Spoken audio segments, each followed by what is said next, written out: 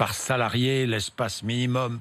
Vous imaginez 4 mètres carrés, 2 pas de côté ou 2 pas en avant, 2 pas en arrière, la gestion des flux, les sens de circulation dans les locaux, l'interdiction de monter à plus de 2 salariés dans un ascenseur ou encore la désinfection au minimum 1 fois par jour des locaux. Un protocole compliqué à appliquer. Reportage, tiens, dans une agence immobilière basée dans les Yvelines, reportage de Margot Bourdin et Laura Taouchanoff.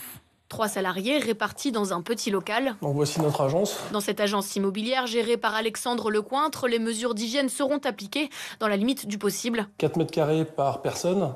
Ça risque d'être compliqué parce qu'on n'a même pas 4 mètres de large au niveau de l'agence. Changer notre mobilier de place ou de configuration, on ne pourra pas le faire.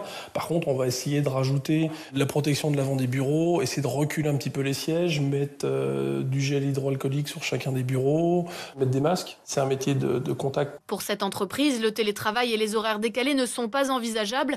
Alors Alexandre Lecointre a dû réfléchir à d'autres mesures de précaution. Si on voit qu'on a moins d'activité, bon, je dirais, toi, c'est pas la peine, viens en télétravail, on fera un transfert d'appel.